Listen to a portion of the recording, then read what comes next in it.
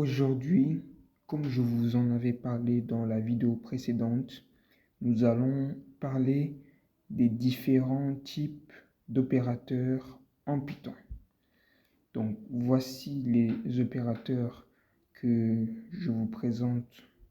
Donc, en gros, il y en a d'autres, mais ce sont les opérateurs les plus importants. Donc, en gros, ces opérateurs, ils vont nous servir pour faire l'addition, la soustraction. Il y a aussi l'égalité que nous avons vue dans la vidéo précédente et la différence. Donc voici l'opérateur de la différence. C'est un opérateur quand même assez important, surtout dans les boucles que nous verrons aussi dans cette vidéo.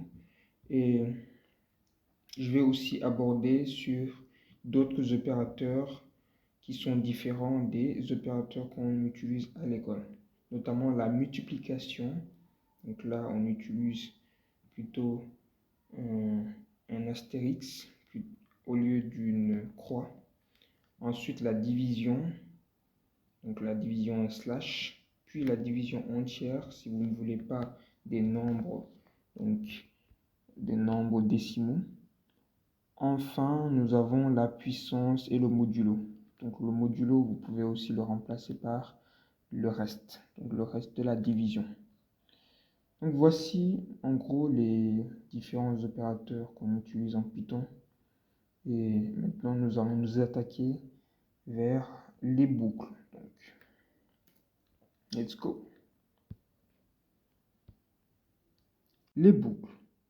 Les boucles, c'est un concept fondamental dans la programmation. Si vous voulez automatiser des tâches répétitives sans copier-coller votre code, cette vidéo est faite pour vous. Pourquoi les boucles?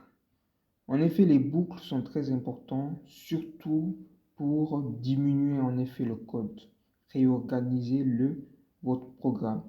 Sans les boucles, le code serait très long, très lourd, désorganisé.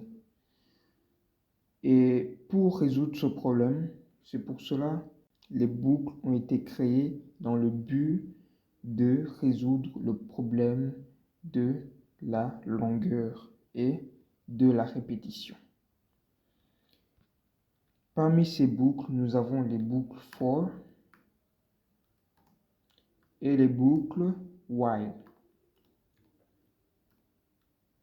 Donc, la boucle for, on l'utilise dans le cas où, en fait, nous devons faire une répétition dont on connaît le nombre de répétitions.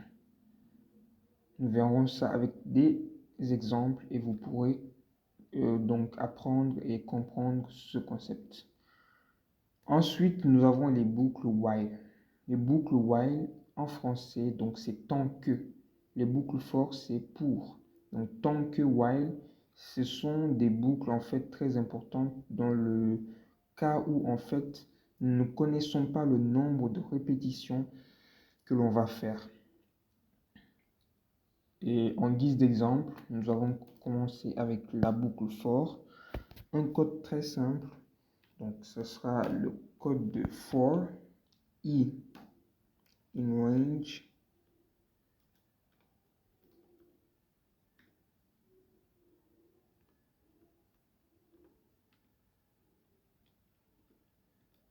print i. Ainsi le code s'arrête là. En gros, je demande au programme pour for i. I c'est une variable, donc je peux donner aussi un autre nombre tant que nous l'avons défini plus tôt. Si on définit par exemple le nombre, donc ici on peut mettre à la place de i nombre.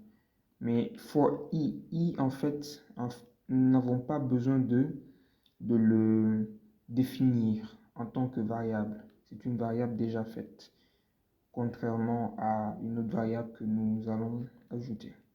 Donc, for i in range, dans le rang 5, donc dans in range 5, cela veut dire les 5 premiers chiffres.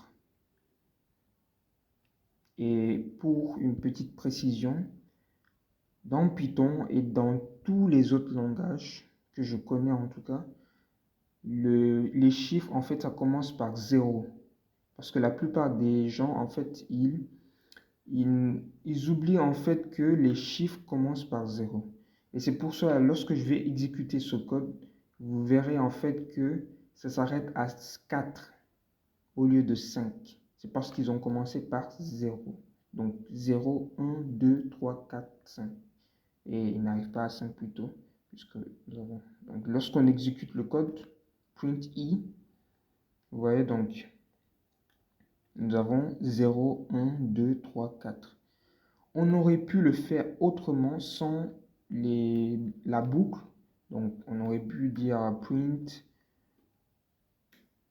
1, après print 2, 3, 4, 5 jusqu'à l'infini. Et lorsqu'on écrit plusieurs prints, en fait, vous voyez, donc c'est une tâche répétitive, souvent fastidieuse et compliquée à faire.